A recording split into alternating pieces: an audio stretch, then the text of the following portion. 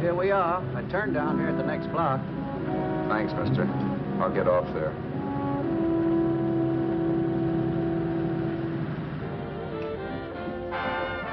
Want anything else? No. Hey, you. Me? Yeah, you. Where you heading? East. Too bad.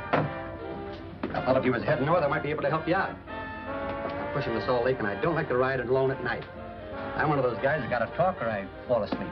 Oh. Sure, now my partner, he's got Lou to keep him company, but I ain't got nobody at all. Where you coming from? West. Yeah, sure, I know, but where, L.A.? Maybe. Got a cousin out in L.A. You don't say. Yeah, he's been out. You're not much of a talker, are you? My mother taught me never to speak to strangers. Oh, a wise guy. So what? Okay, don't get sore. Just trying to be sociable, that's all. Hey, Glamorous. You change for a dime, will you?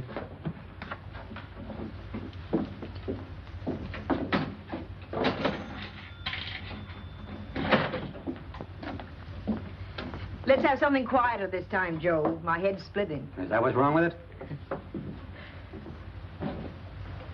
Done with your coffee? No. And don't rush me, will you?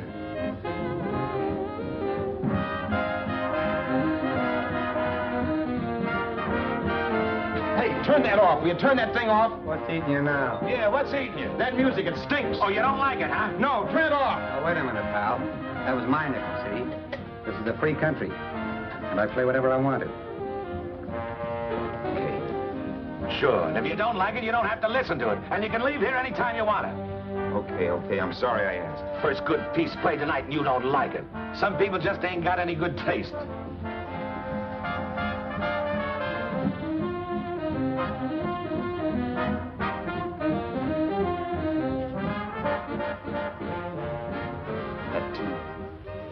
That tune. Why was there always that rotten tune? Following me around, beating in my head, never letting up. Did you ever want to forget anything? Did you ever want to cut away a piece of your memory or blot it out? You can't, you know. No matter how hard you try.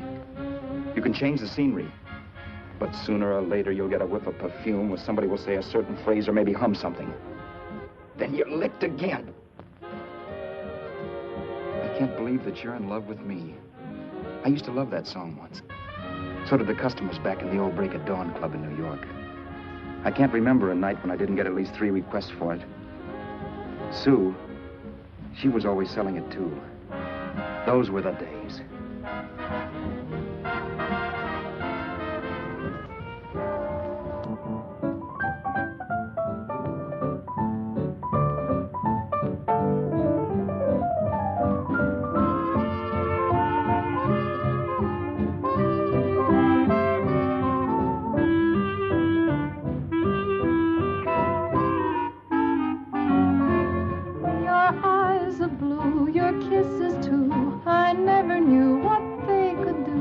I can't believe that you're in love with me. You're telling everyone you know that I'm on your mind each place you go. They can't believe that you're in love with me. I have always placed you far above me. I just can't imagine that you love me. And after all is said and done, to think that I'm the lucky one, I can't believe that you're in love with me.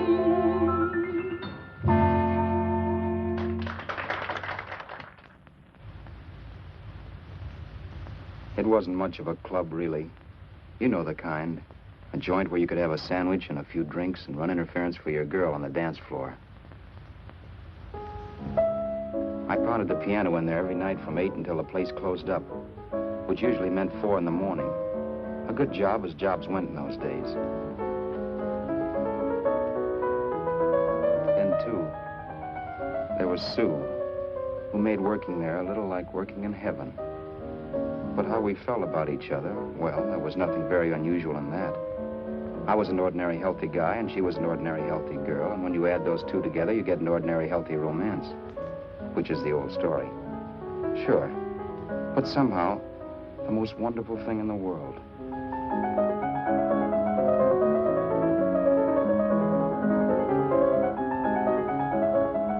All in all, I was a pretty lucky guy.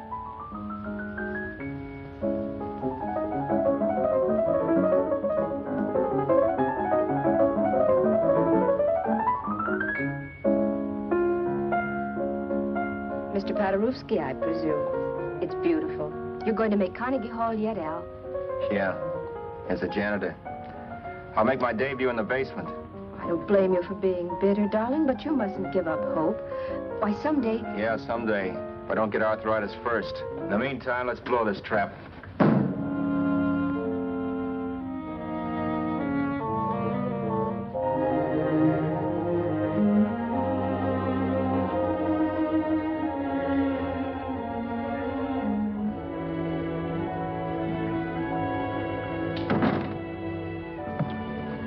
Like to get something to eat, hon? Oh, I don't think so, Al.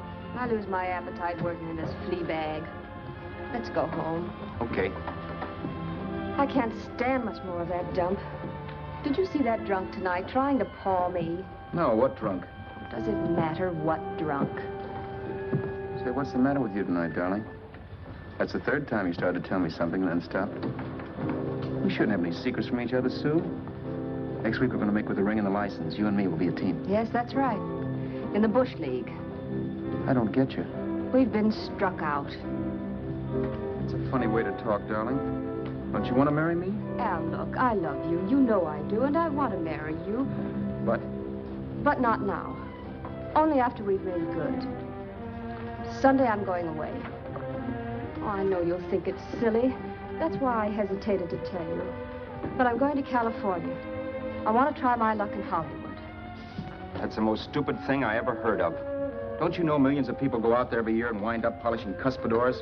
I thought you had better sense. You sound as if you don't think I have any talent. That has nothing to do with it. I'll make out all right. Maybe. But what about me?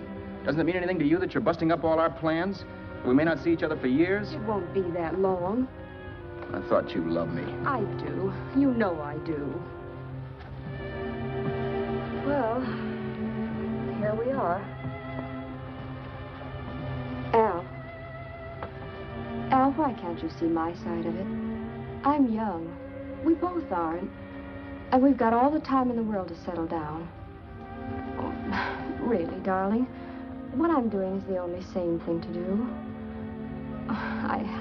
I hate the thought of being so far away from you, but we'll be together again someday. Maybe you'll decide to come out too later on. So long. Al, aren't you going to kiss me goodnight? Sure. Why not? Good night.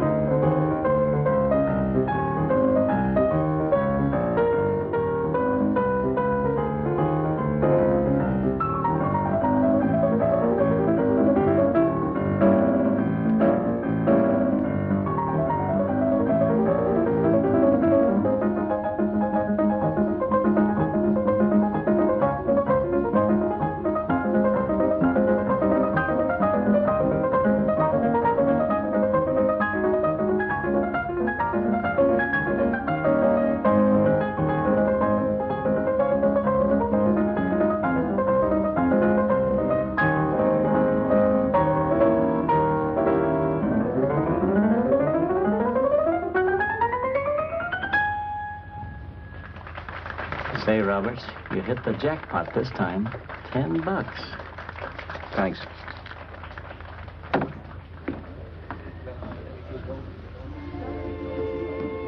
So when this drunk handed me a 10 spot after a request, I couldn't get very excited. What was it, I asked myself? A piece of paper crawling with germs. Couldn't buy anything I wanted. It couldn't. Then I thought of something.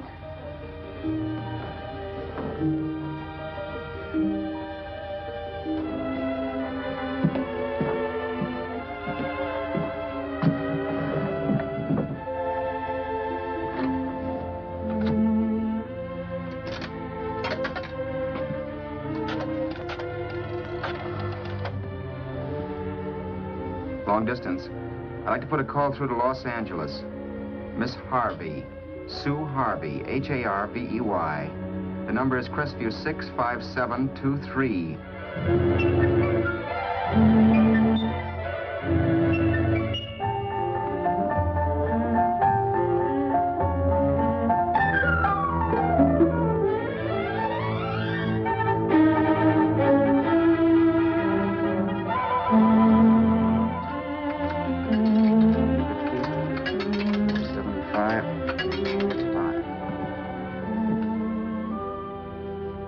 Hello, Sue? This is Al. Oh, baby, it's great to hear from you, too. What's that? You do? Oh, me too, darling. I thought I'd go batty without you. I just had to... Huh? You're working as a hashlinger? Gee, honey, that's tough. Those guys out in Hollywood don't know the real thing when it's right in front of them. You just stick it out, Sue, baby. Keep going around to those casting offices. I'm sure you'll click. Look, I'll tell you what. You stay put out there, I'll come to you. No, don't try to stop me. Just expect me. Train? Who knows? Train, plane, bus, magic carpet. I'll be there if I have to crawl. If I have to travel by pogo stick. And then, let's get married right away, huh? That's the stuff. That's what I've been wanting to hear you say. Well, goodbye for now. I'll be seeing you soon. Yeah. Bye. The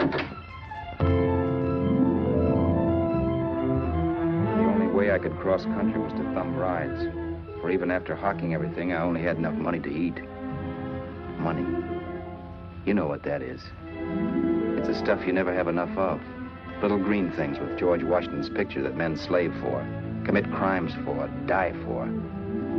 It's the stuff that has caused more trouble in the world than anything else we ever invented. Simply because there's too little of it.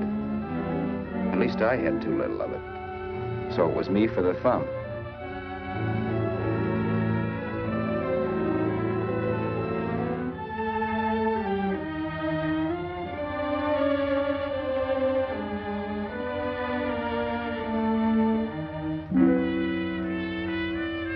Ever done any hitchhiking? It's not much fun, believe me. Oh, yeah, I know all about how it's an education, how you get to meet a lot of people and all that. But me, from now on, I'll take my education in college, or in PS 62, or I'll send $1.98 in stamps for 10 easy lessons.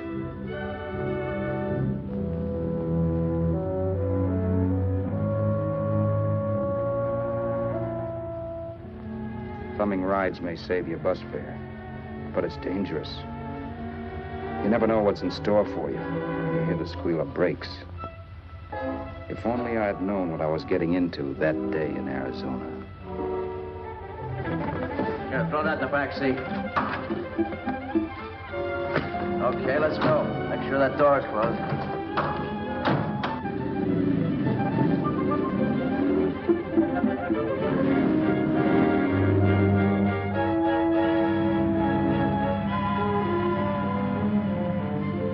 You know, Emily Post ought to write a book of rules for guys thumbing rides.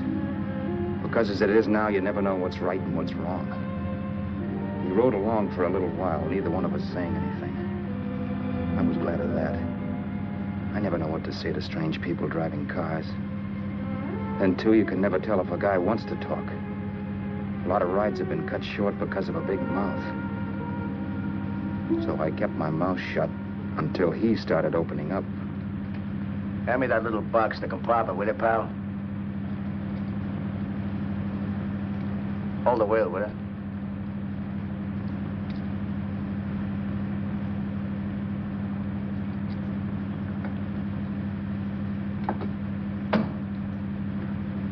How far are you going? L.A. Wow, you're really traveling, aren't you? Yeah, but I don't expect to make it for a couple of years at the rate I've been promoting rides. Not much luck, huh? Sure, all bad. Not many people stop for a guy these days. Afraid of a stick-up, maybe. They can't blame him. Where you coming from? New York? Well, New York. You're in luck this time. I'm going all the way. Right through to Los Angeles.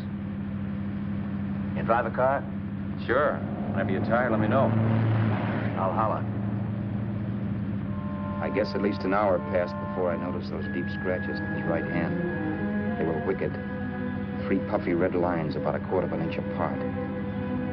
He must have seen me looking at them because he said, Beauties, aren't they? They're gonna be scars someday. What an animal. Whatever it was, it must have been pretty big and vicious to have done that. Right on both counts, New York. I was tussling with the most dangerous animal in the world. A woman. She must have been Tarzan's mate. Looks like you lost the bout. Certainly wasn't a draw. You know, there ought to be a law against dames with claws. Yeah. I tossed her out of the car in her ear. Was I wrong? Give a lift to a tomato, you expect her to be nice, don't you? Yeah. After all, what kind of dame some rides? Sunday school teachers? Yeah. A little witch. She must have thought she was riding with some fall guy. And me, who's been booking horses around racetracks since I was 20. I've known a million dames like her. 2 million. Yeah. Stopped the car, opened the door. Take it on the Arthur Duffy sister, I told her. That's the stuff. As I was done, huh? But if you want to see a real scar, brother, get a load of this. Wow. I got that one dueling. Dueling? Yeah, we're just kidding, of course. My dad owned a couple of Franco-Prussian sabers. Kept them on the wall for decorations. Well, one day, the kid and I took them down when the old man wasn't around. Had a duel. He got me in the arm here. Pretty mean cut. Infection set in later. Yeah, I can see that. Now, give me that box again, will you? Yeah.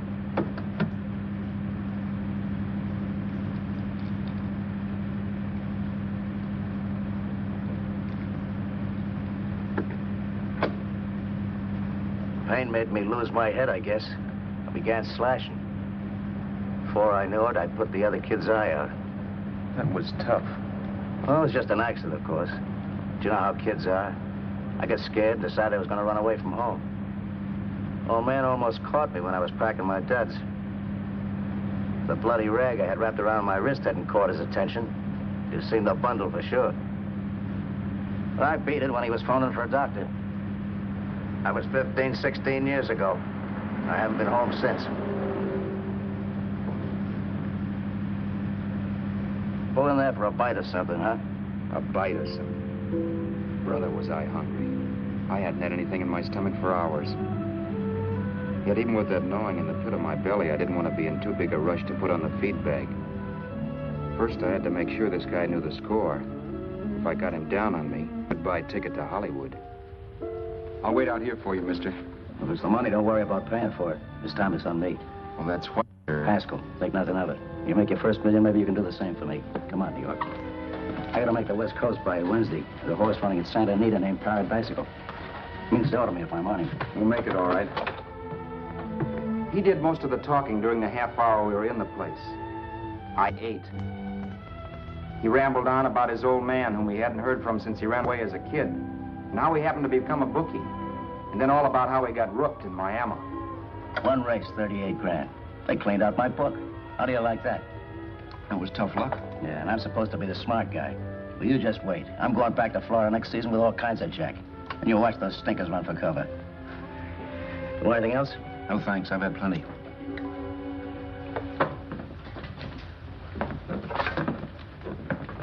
That check there, sister? Oh, just a minute. Your change, sir. Keep it, sister. Oh, thank you, sir. Call again. I'll be waiting outside for you when you finish work. Sharp check, huh?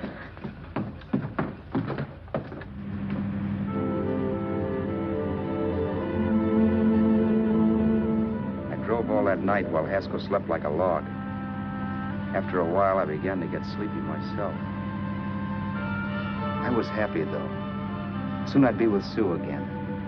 The long trip was practically over, and there'd be no more hoofing it down the concrete. I began to think of the future, which couldn't have been brighter if I'd embroidered it with neon lights. It was nice to think of Sue shooting to the top. It's amazing what a full belly can do to your imagination. Your eyes are blue, your kisses too. I never knew what they could do. I can't believe that you're in love with me. You're telling everyone you know I'm on your mind each place you go. I can't believe that you're in love with me.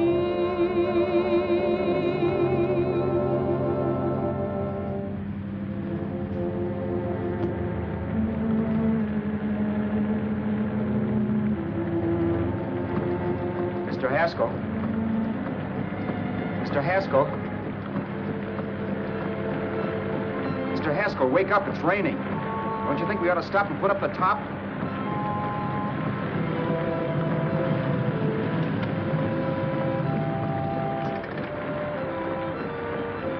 Mr. Haskell, I'm going to put up the top.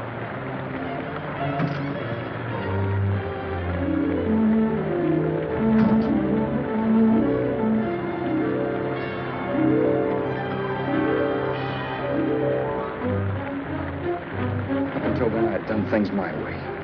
But from then on, something else stepped in and shunted me off to a different destination than the one I had picked for myself.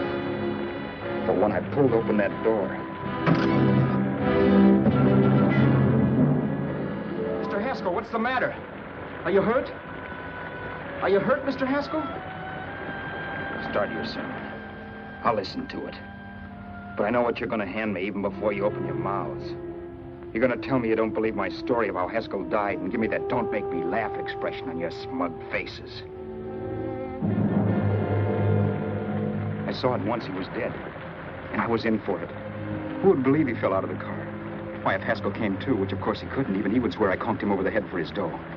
Yes, I was in for it. Instinct told me to run, but then I realized it was hopeless. There were lots of people back down the road who could identify me. That gas station guy and the waitress. I would be in a worse spot then, trying to explain why I beat it. The next possibility was to sit tight and tell the truth when the cops came. But that would be crazy. They'd laugh at the truth. And I'd have my head in the noose. So what else was there to do but hide the body and get away in the car? I couldn't leave the car there with him in the gully. That would be like erecting a tombstone.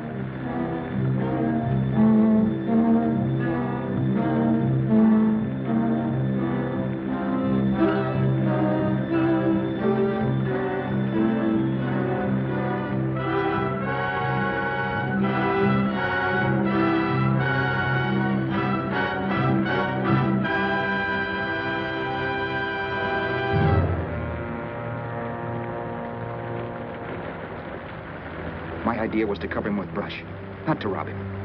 But then I remembered that even if I only drove the car for 100 miles or so, I would need money for gas.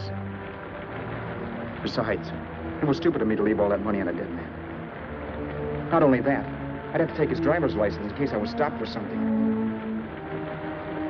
I didn't like to think about it, but by that time I'd done just what the police would say I did, even if I didn't. My clothes. The owner of such an expensive car would never be wearing them. Some cop might pull me in on suspicion.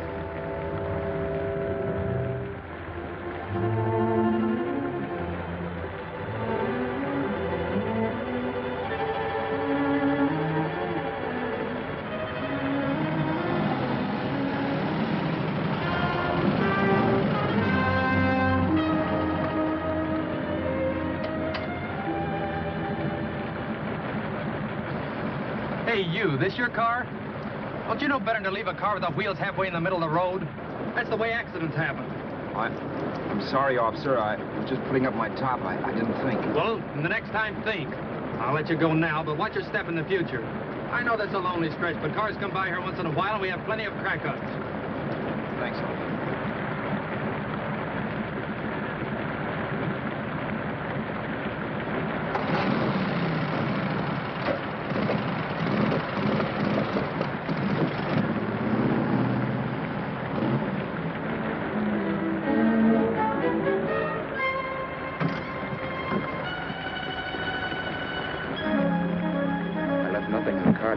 Miss Roberts. If they found a dead man in the gully now, it would be me.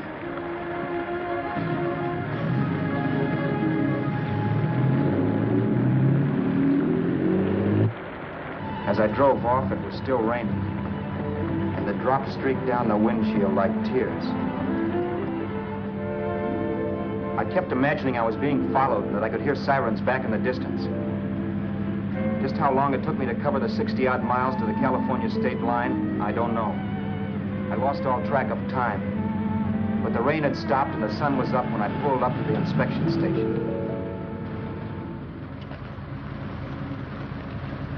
Hello? Carrying any fruits or vegetables? No. Any livestock or poultry? No. I'd like to see your registration and driver's license, please. Anything in the baggage compartment? Just baggage. Charles Haskell, Jr., age 30, brown eyes, dark hair. Identifying marks, none. Are you Charles Haskell, Jr.? Yes. Well, remember, if you're employed and you stay over 30 days, you take out California plates. All right, officer, but I'll only be in the state a short while. Right, you can go now.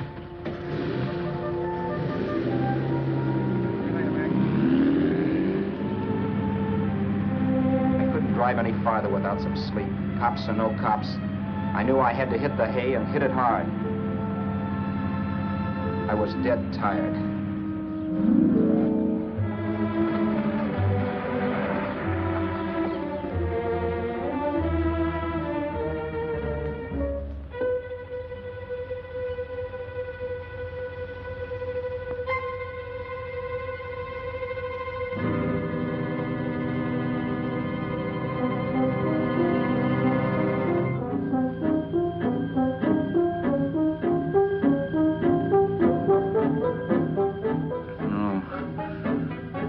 Mr. Haskell.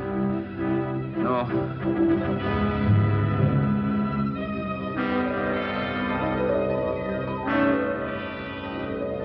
Mr. Haskell, you can't die. I think I did it. No, Mr. Haskell. No. No.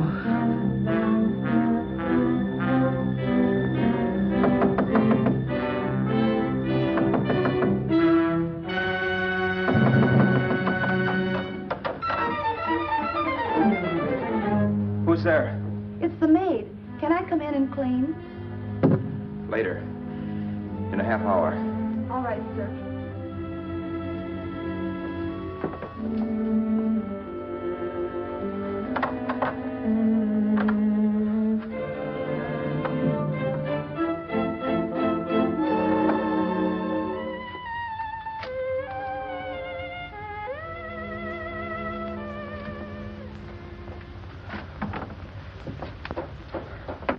There was no time to lose.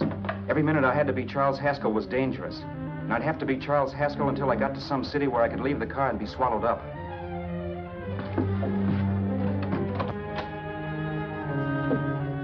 That meant driving the car as far as San Bernardino, maybe even to Los Angeles.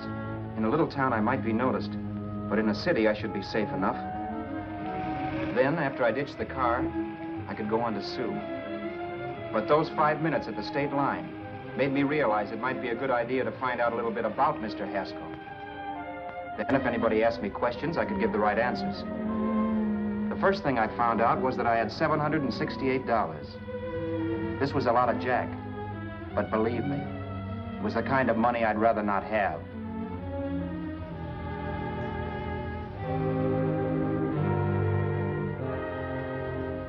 And then I found out from a letter Haskell was carting around in his bag that he wasn't the open-handed, easygoing big shot who went around buying dinners for strange hitchhikers.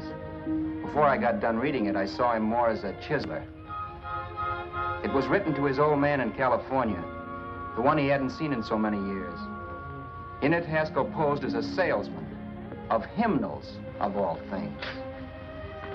It was easy to see where Haskell expected to raise a new stake for his book in Miami by rooking his old man. That was about all I found out from his effects, and it was enough. I told myself, maybe old man Haskell was lucky his son kicked off. He would never know it, but it saved him from taking a flyer in sacred literature preferred.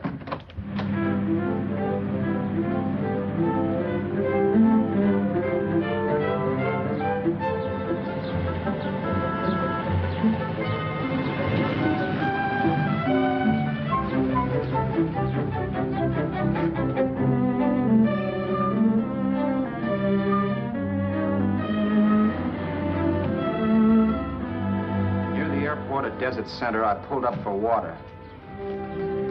There was a woman. Hey, you! Come on if you want to ride.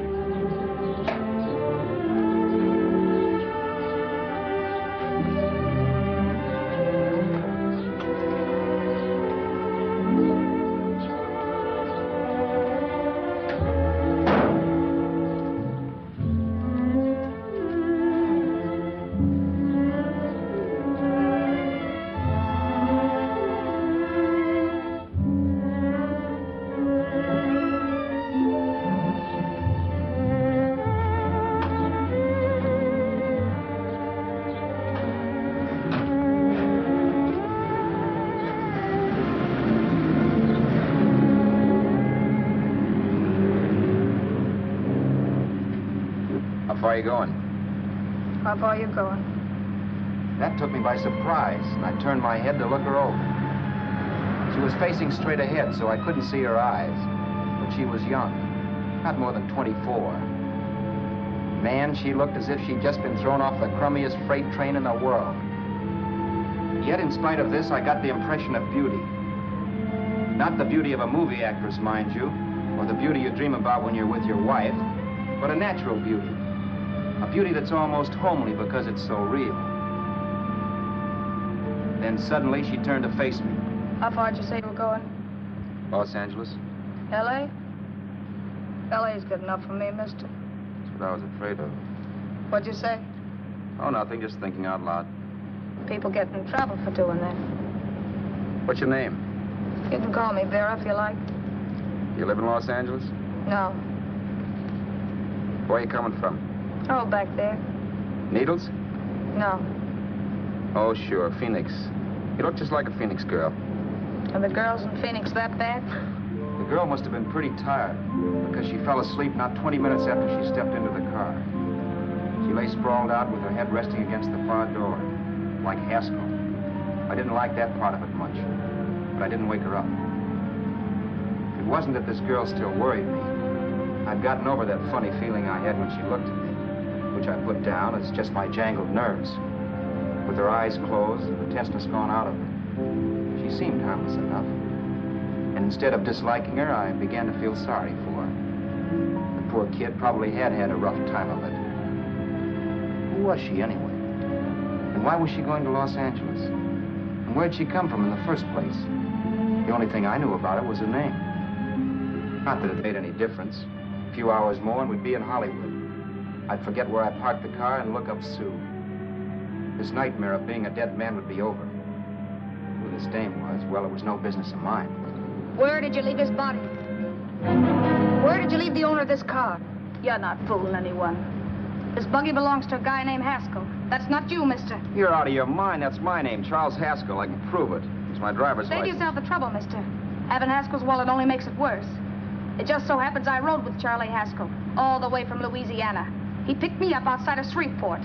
You rode? You heard me. Then it all came back to me. All the talk about dueling and scars and scratches. There was no doubt about it. Vera must be the woman Haskell had mentioned. She must have passed me while I slept. Well, I'm waiting. My goose was cooked. She had me. That Haskell guy wasn't dead yet. He wasn't stretched out stiff and cold in any Arizona gully. He was sitting right there in the car, laughing like mad while he haunted me. Well? There was nothing I could say. It was her move. Vera, whatever her name was just my luck picking her up on the road. It couldn't have been Helen, or Mary, or Evelyn, or Ruth. It had to be the very last person I should ever have met. That's life. Whichever way you turn, fate sticks out a foot to trip you.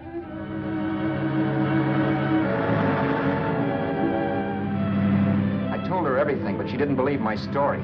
I should have saved my breath. That's the greatest cock and bull story I ever heard. So he fell out of his car. Say, who do you think you're talking to, a hick? Listen, mister, I've been around, and I know a wrong guy when I see one. What'd you do, kiss him with a wrench? Now, wait a minute. What I told you was true. You see, that's why I had to do it. You think I killed him? Well, the cops would have thought so, too. Yeah, well, maybe they still think so.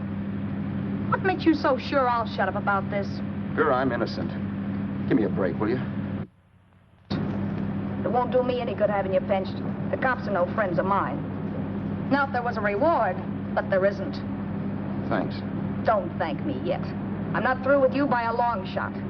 Let's see that roll.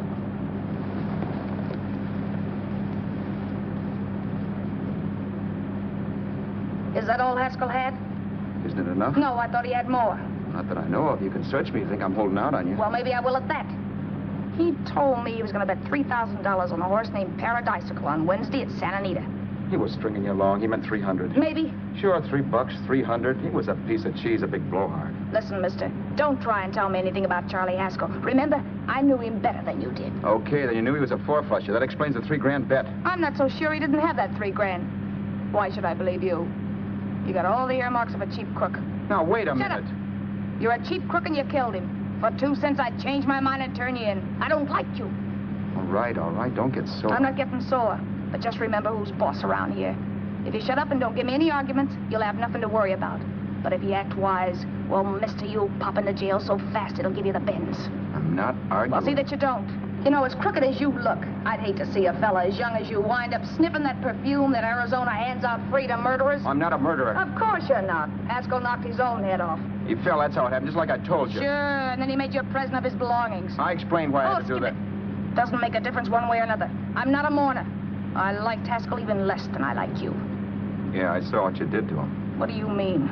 Those scratches on his wrist. Sure, I scratched him. I'll say you did. So your idea was to drive the car a little way, maybe into San Bernardino, and then leave it. You weren't going to sell it? Sell it? You think I'm crazy? Somebody else's car? See, all I want to do is leave it somewhere and forget I ever saw it. Not only don't you have any scruples, you don't have any brains. I don't get you. Maybe it's a good thing you met me. You'd have got yourself caught, sure. Why, you dope. Don't you know a deserted automobile always rates an investigation? Huh? Look, the cops find a car. Then they get curious. They wonder where the owner is. So, all right, they don't trace Haskell. They trace you. I never thought of that.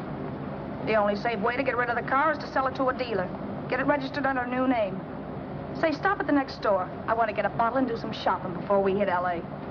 Okay. As soon as we find a place, I'll drop you off and pick you up later. Nothing doing. You're coming in, too. From now on, you and I are like the Siamese twins. Have it your way, but I don't get the point. The point is, I don't want you to get lost. I'm not going to beat it if that's what you're afraid of. I'll say you're not. Well, I'm going to see that you sell this car so you don't get caught. Thanks. Of course, your interest wouldn't be financial, would it? You would want a small percentage of the profits. Well, now that you insist, how can I refuse? 100% will do. Fine. I'm relieved. I thought for a moment you were going to take it all. I don't want to be a hog. A few hours later, we were in Hollywood. I was recognizing places Sue had written about. It struck me that far from being at the end of the trip, there was a greater distance between Sue and me than when I started out. Vera wasn't kidding with that Siamese twins crack. She rented a little apartment as Mrs. Charles Haskell. When I objected to this, she explained that it was on account of the car. A dealer might think something was funny if he called and found we were using different names.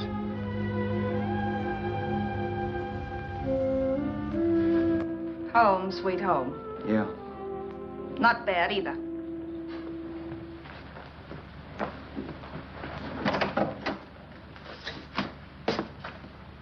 In case there's any doubt in your mind, I'll take the bedroom.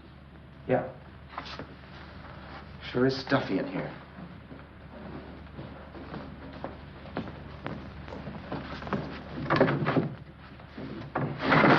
Keep the window shut.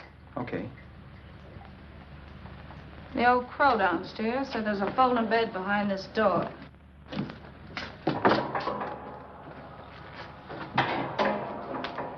You know how to work it? I invented it. Some joint. One can't have everything.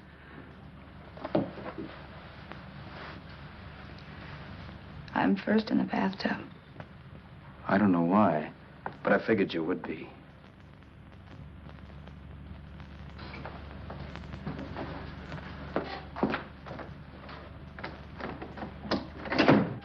Boy, oh boy. It sure feels good to be clean again. I must be 10 pounds lighter. You must be. Well, hitching rides isn't exactly the way you keep your schoolgirl complexion. I wish that guy with the sax would give up. Gets on my nerves. Forget it. Have a drink. Aren't you afraid I might take you up on it? If I didn't want to give you a drink, I wouldn't have offered it. Why be a sorehead, Roberts? You got yourself into this thing. You should be grateful I'm not turning you in. Why, if I wasn't regular, you'd be in the pen this minute, being photographed, fingerprinted, and being pushed around by the cops. So cheer up. Get rid of that long puss. Or is your conscience bothering you?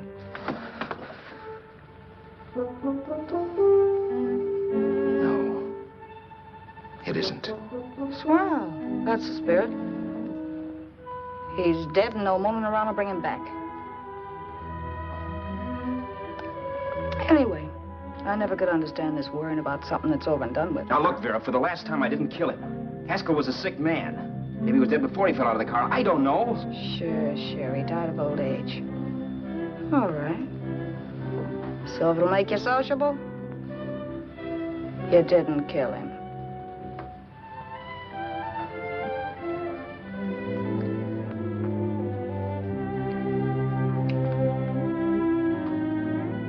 Thanks.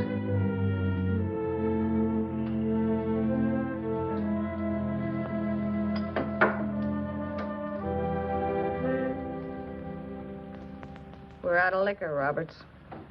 Yeah. Too bad. I felt like getting tight tonight. Well, I think you succeeded. Am I tight? As a prima donna's corset. That's good. I wanted to get tight. Why? What have you got to get tight about? Oh, I don't know. Few things. You should have my worries. If I had your troubles, I'd stay sober. And I've got the key to that door. Yeah. Maybe you're right. I'm always right.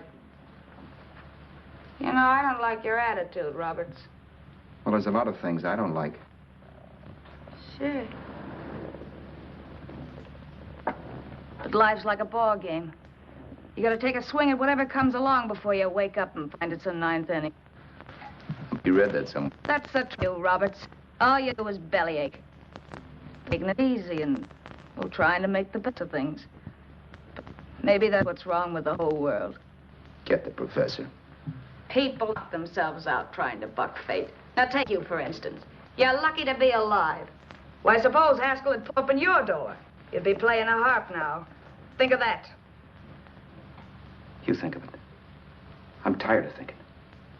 There's plenty of people dying this minute. I would give anything to trade places with you. I know what I'm talking about. I'm not so sure. At least they know they're done for. They don't have to sweat blood wondering if they are. Your philosophy stinks, pal. We all know we're going to kick off someday. It's only a question of when. But what got us on this subject anyway? We'll be discussing politics next. Yeah. Where'd you hide the butts? On the table, sucker.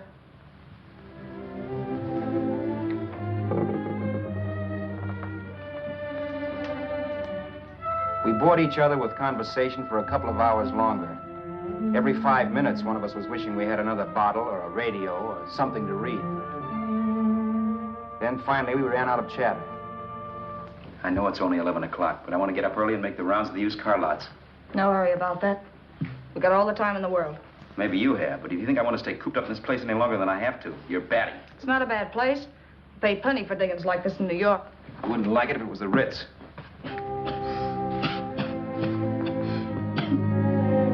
rotten liquor. You got a mean cough. Ought to do something about it. I'll be all right. That's what Camille said. Who? Nobody you know.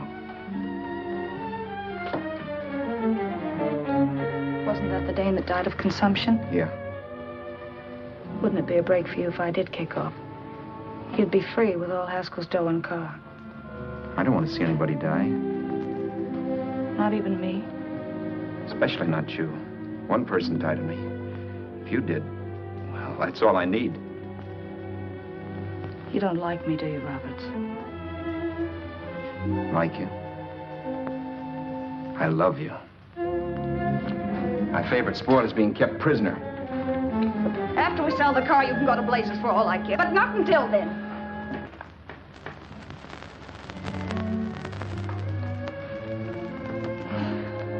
I'm going to bed.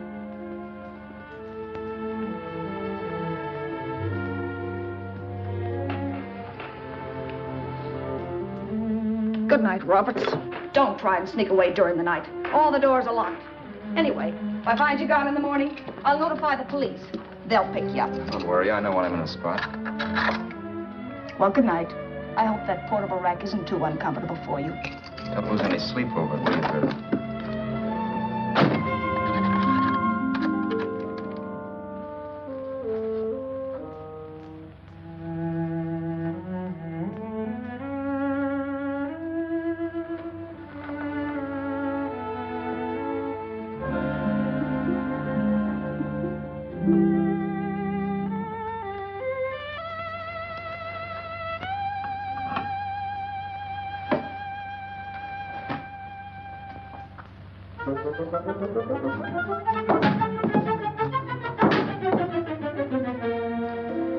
Crestview.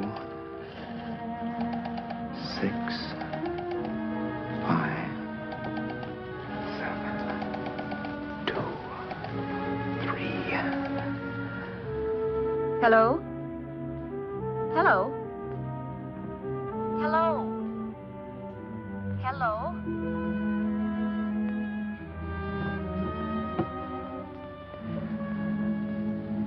No. Not yet, darling. Tomorrow. Maybe. If this were fiction, I would fall in love with Vera, marry her, and make a respectable woman of her. Or else she'd make some supreme Class A sacrifice for me and die. Sue and I would bawl a little over her grave and make some crack about there's good in all of us. But Vera, unfortunately, was just as rotten in the morning as she'd been the night before. All right, I'm coming. Look, Vera, it's almost noon. So what? The dealers will be there all day? They'll be there all year, too, but it doesn't wait that long. Shut up. You make us like a husband. Well, do I rate a whistle? You sure do, but let's go. Let's go, let's go. I spent $85 and 2 hours preparing bait, and all you can say is let's go. Come on.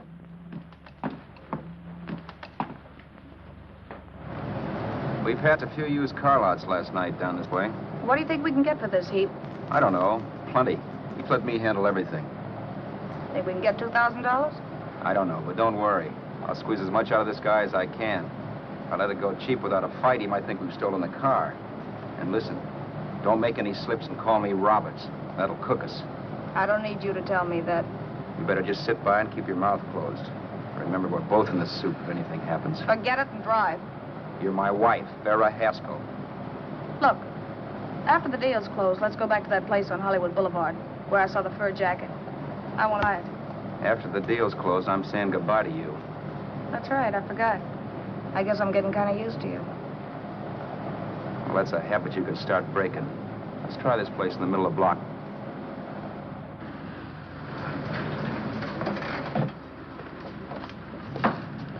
Good afternoon. What can I do for you? We're interested in selling a car. If the price is right. Well, if it's in good mechanical condition, it should blue book for about $1,600. Tony, take a look at this motor. $1,600. Are you kidding?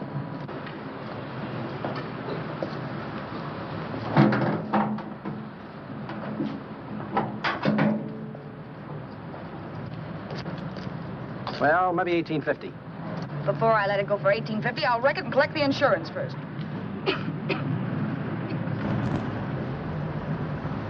Lady, this motor's seen a lot of driving.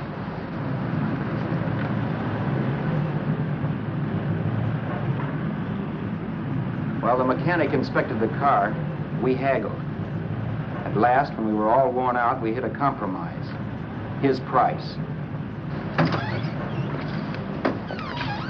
Okay, it's a deal. All right, come in. We'll sign the papers. I have the ownership papers right here with me. Look, Vera, in the meantime, will you clean the dash compartment? There may be some stuff in it. All right, darling. 1,850 bucks. That dirty crook.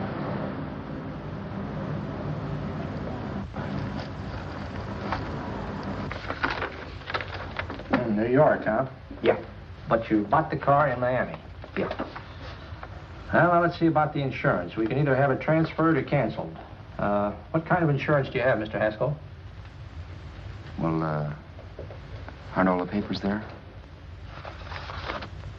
I don't see any. Surely you know what type of insurance you carry in the car. The name of the company? Yeah, but, Well, if you'll just tell me the name of the company, I'd be very glad to take care of all the details. well, Did you sign the papers yet? not yet. Well, don't. We're not selling the car. Well, wait a minute, Mrs. Haskell. Come on, darling. What's the matter? You changed your mind? Yes, I'm sorry. I guess I have. But, Vera... Let's go.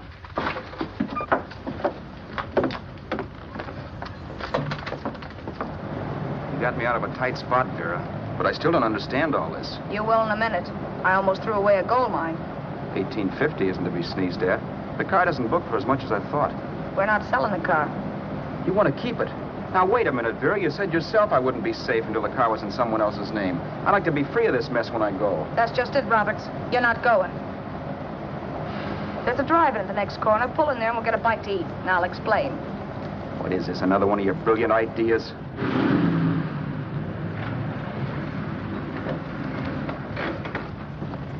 Oh, I take your order? Make mine a ham sandwich and coffee. And for you, sir? Oh, I don't care. The same. Thank you.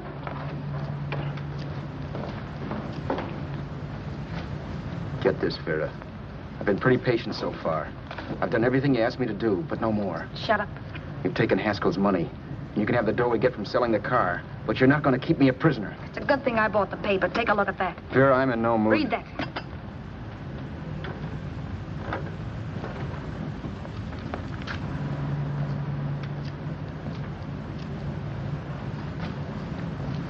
No. Yes. No, I won't do it. Yes, you will. You think I'm crazy? It's impossible, I tell you. Excuse me.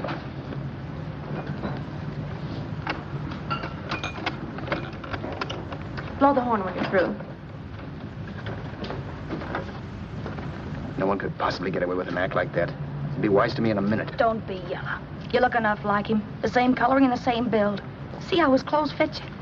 No kidding, you almost had me fooled for a while. Oh, grow up, Vera. Don't you think a father knows his own son? And there must be other relatives. The father won't have to know you. We'll wait till he gives up the ghost. He's an old geezer and he won't pull through. And as far as other relatives are concerned, they haven't seen you in 15 or 20 years. Eat. I'm not hungry. And I won't do it. It's not as tough as it sounds. Remember, you've got all kinds of identification. His car, letters, license. I could never get away with it. It's the stupidest thing I've ever heard. The old boy has scads of dough. Look in the paper there. Personal fortune assessed at over 15 million. He'll leave plenty, I tell you. Maybe he cut off his son. How do we know? It's out, Vera. I won't have anything to do with it.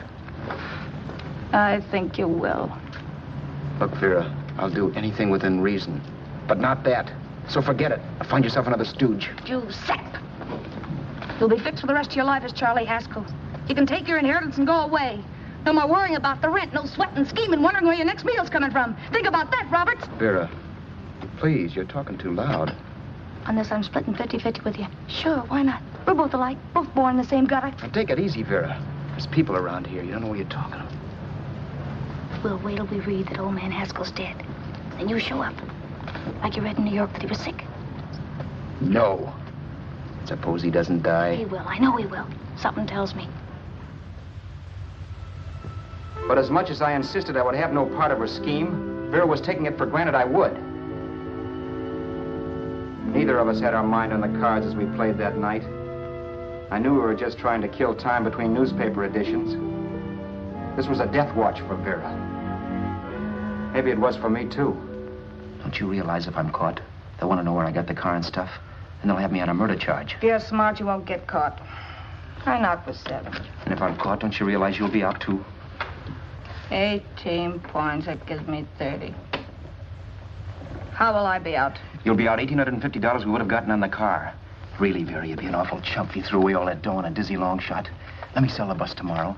With the money it'll bring and what you've already got, a clever kid like you can run it up in no time. Then we'd both be in the clear. I'll be in the clear anyway. Maybe. Maybe. But if I got caught, I'd get good and sore at you, you know. You mean you'd squeal? Well, no, not squeal exactly. Never mind what you meant. Even if you did tell the cops I was in on it with you, what could they do to me? They might give me the same medicine they gave you. Yeah. A rope.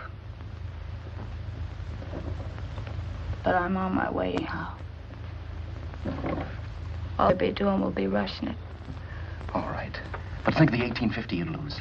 You'd kick yourself along the block if it let it get away from you. I'll take the chance. Want another drink? You're being a goon. That's the way people wind up behind the 8 ball. Once they get a few dollars, they become greedy and want more. My. Caesar. Who? You know that Roman general? He got his for being greedy. He wasn't satisfied, so the final wind-up was he took the count. A couple of days ago, you didn't have a dime. Why, you were so broke you couldn't pay cash for a postage stamp. Now you've got almost $700 with $1,850 in the offing. Take my advice. Don't try for more. I'm tired of this game. Let's have some blackjack. Play solitaire. Okay, I will if that's the way you feel about it. That's the way I feel about it. Getting sore and throwing things won't help much, Roberts. I'm really doing you a favor. I help you out of a jam by keeping my mouth shut. I show you how to make some soft money. And what thanks do I get? Thanks. Sure. Or would you rather call the cops and tell them you killed the man and stole his money? I didn't kill anybody. Yes, you did. No, I didn't. You know I didn't. All right, then. Suppose I call the cops. If you're innocent, what do you got to be scared of? Okay. Call them, you mutt. Go ahead and call them. See if I care. At least they'll give me a square deal. You want me to call them? You heard me. But I'm warning you. If I'm pinched, I'll swear you were in on it. I'll say that you helped me. If I fry, I'll get even with you. You wouldn't dare. You didn't. Yeah? Then try it and see. Call them. Yeah. Okay, I will.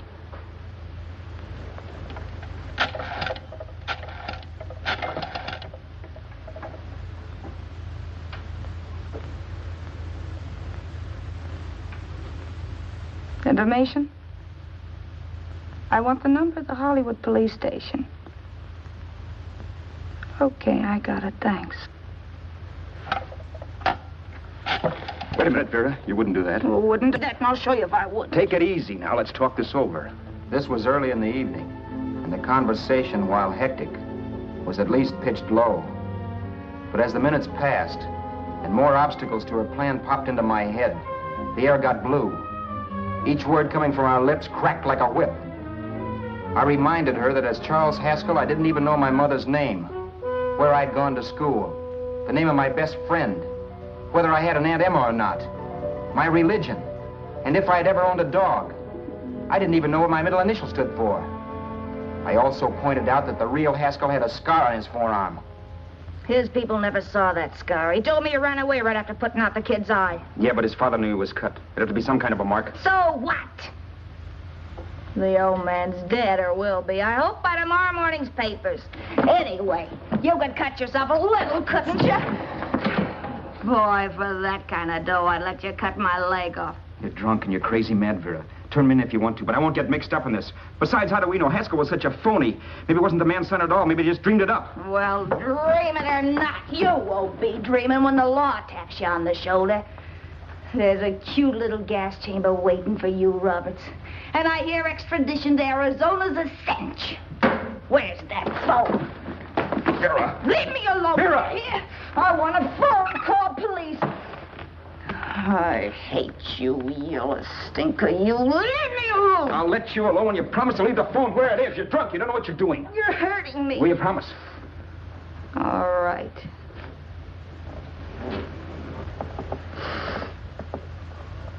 You hurt me. I'm sorry, but... And it's hot in here. Open up a window. It's not hot. Don't tell me. Now, do you do it or do I do it? You're no gentleman, see? Yeah. All right. I'll open up the window.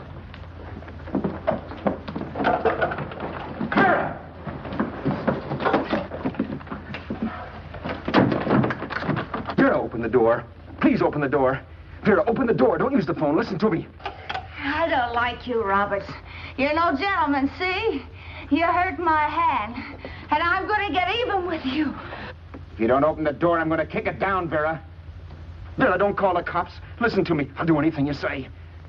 Vera, let me in. I'll break the phone.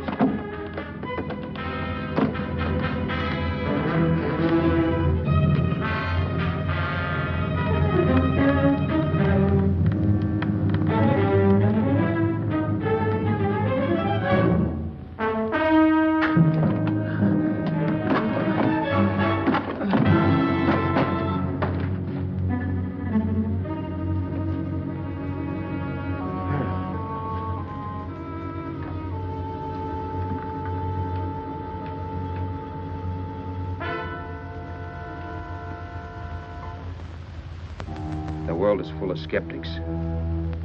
I know. I'm one myself. In the Haskell business, how many of you would believe he fell out of the car? And now, after killing Vera without really meaning to do it, how many of you would believe it wasn't premeditated? In a jury room, every last man of you would go down shouting that she had me over a barrel and my only out was force. The room was still. So quiet that for a while I wondered if I had suddenly gone deaf. It was pure fear, of course. And I was hysterical, but without making a sound. Vera was dead, and I was her murderer. Murderer? What an awful word that is. But I'd become one. I'd better not get caught. What evidence there was around the place had to be destroyed. And from the looks of things, there was plenty. Looking around the room at things we'd bought was like looking into the faces of 100 people who had seen us together and who remembered me. This was the kind of testimony I couldn't rub out. No. I could burn clothes and hide bottles for the next 5 years. There'd always be witnesses. The landlady, for one. She could identify me. The car dealer, the waitress in the drive-in, the girl in the dress shop, and that guy in the liquor store. They could all identify me. I was cooked. Done for. I had to get out of there. While once I'd remained beside a dead body, planning carefully how to avoid being accused of killing him, this time I couldn't. This time I was guilty. I knew it. Felt it. I was like a guy suffering from shock. Things were whirling around in my head. I couldn't make myself think right. All I could think of was the guy with the saxophone and what he was playing. It wasn't a love song anymore. It was a dirge.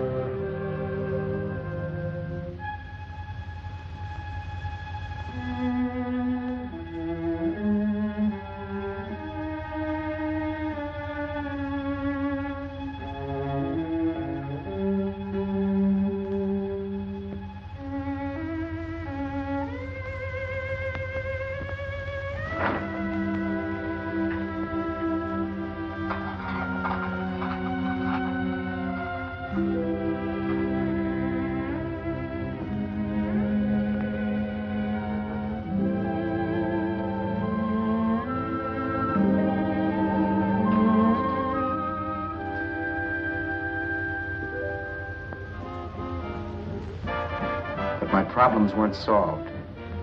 I had to stay away from New York for all time because Al Roberts was listed as dead and had to stay dead. And I could never go back to Hollywood. Someone might recognize me as Haskell. Then, too, there was Sue. I could never go to her with a thing like this hanging over my head. All I could do was pray she'd be happy.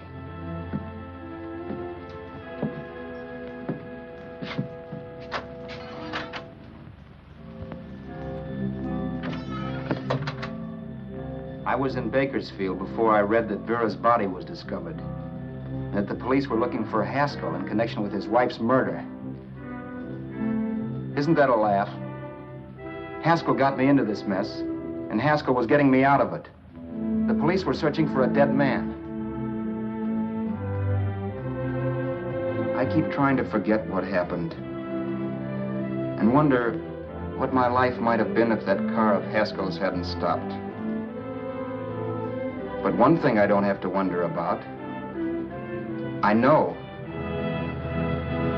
Someday a car will stop to pick me up that I never thumbed.